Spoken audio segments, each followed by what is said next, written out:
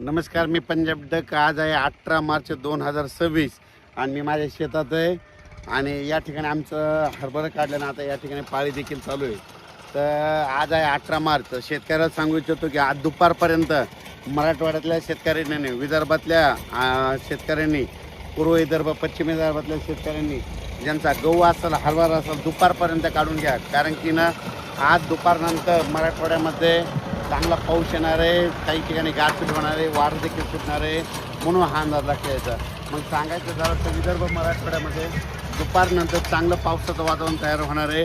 काही काही ठिकाणी पाऊस देखील सुरू होणार आहे रात्रीपर्यंत. म्हणजे आज 18, 19, 20 आणखीन 3 दिवस राज्यामध्ये पावसाचं वातावरण तयार होणार आहे. म्हणून हा अंदाज आपल्या मराठवाड्यातल्या आणि विदर्भातल्या सर्व शेतकऱ्यांना लक्षात यायचा.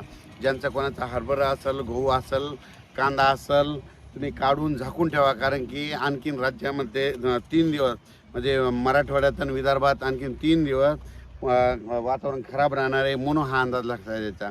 त्याच्यानंतर संभाजीनगर जिल्ह्यातल्या शेतकऱ्याला सांगू इच्छितो की त्याच्यानंतर अहिल्यानगर जिल्हा, त्याच्यानंतर परभणी जिल्हा, बीड जिल्हा, लातूर जिल्हा, त्याच्यानंतर जळगाव जिल्हा, बुलढाणा, अकोला, अमरावती, वर्धा, नागपूर, भंडारा, गोंदिया, चंद्रपूर, यवतमाळ, वाशिम, हिंगोली, नांदेड, या सर्व परभणी सहित लातूर, बीड या सर्व शेतकऱ्याला सांगू इच्छितो की आज दुपारपर्यंत तुम्ही शेताची कामे आटपून या. कारण की दुपारनंतर बऱ्याच भागात पाऊस सुरुवात होणार आहे. काल देखील राज्यामध्ये बऱ्याच ठिकाणी पाऊस झाला, गारपीट देखील झालं. जिथं पाऊस नाही पडला तिथं वारं देखील सुटणार आहे. म्हणून हा अंदाज लक्षात यायचा. म्हणजे सांगायचं झालं तर राज्यामध्ये आणखीन 3 दिवस वातावरण खराब होणार आहे. त्याच्यामध्ये विदर्भ मराठवाड्यामधल्या सर्व शेतकऱ्यांनी हा अंदाज लक्षात घ्यायचा आणि आपण आपल्या पिकाची काळजी घ्यायची. काल देखील तुम्हाला एक सांगू इच्छितो, मी म्हटलं होतं ना तेलंगणा, कर्नाटकमध्ये खूप पाऊस पडेल. तर कर्नाटकमध्ये इतकी गारपीट झाली म्हणजे जणू काय हिमालयच तिथं अवतरला, बर्फ इतका पडल्यासारखा पडला. म्हणजे कर्नाटक, अक्कलकोट, त्याच्यानंतर निलंगा, लातूर जिल्हा, कळंब तालुका, त्याच्यानंतर सोलापूर जिल्ह्यात, सोलापूर जिल्ह्यामध्ये अक्कोट, बऱ्याच ठिकाणी सांगलीकडे पडला, साताऱ्याकडे पडला, बऱ्याच ठिकाणी पाऊस पडला. पण आणखीन दुपारपर्यंत वेळ आहे. त्यांच्या मराठवाड्यातले शेतकऱ्याला सांगितलं तुम्ही काय करा, दुपारपर्यंत तुम्ही तुमचे आलेले गहू असेल, हरभरा असेल, शेतात असेल तर काढून झाकून घ्या. कारण की राज्यात आज पावसाचं वातावरण आहे.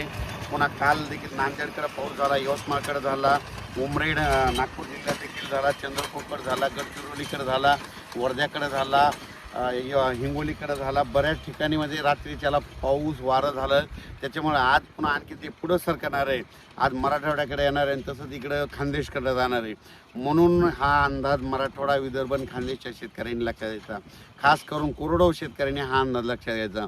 कारण की राज्यामध्ये आज दुपारनंतर बघा बऱ्याच ठिकाणी दुपारी 2:30च्या नंतर बऱ्याच ठिकाणी पाऊस सुरू झालेला दिसेल. काही ठिकाणी 5 वाजता येईल, काही ठिकाणी रात्रीच्या येईल. म्हणून हा अंदाज विदर्भातल्या आणि मराठवाड्यातल्या सर्व शेतकऱ्यांनी अंदाज लक्षात घ्यायचा.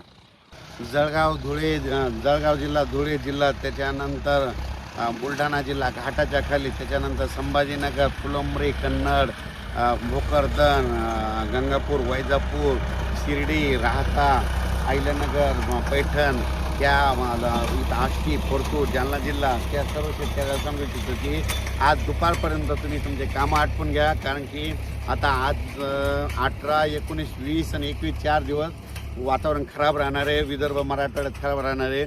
म्हणून हा अंदाज विदर्भ मराठवाड्यातल्या शेतकऱ्यांनी लक्षात द्यायचा. पुढचं नाही का द्यायचं. आता सर्व शेतकऱ्यांनी आपण आपल्या शेताची हरभरा असेल, गहू असेल, कांदा असेल काढून झाकून घ्या. कारण की आणखी राज्यामध्ये 18, 19, 20, 21 4 दिवस पावसाचं वातावरण राहणार आहे.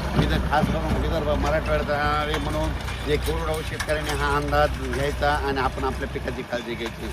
अचानक वातावरणात बदल झाला तर लगेच एक मेसेज दिला जाईल. धन्यवाद.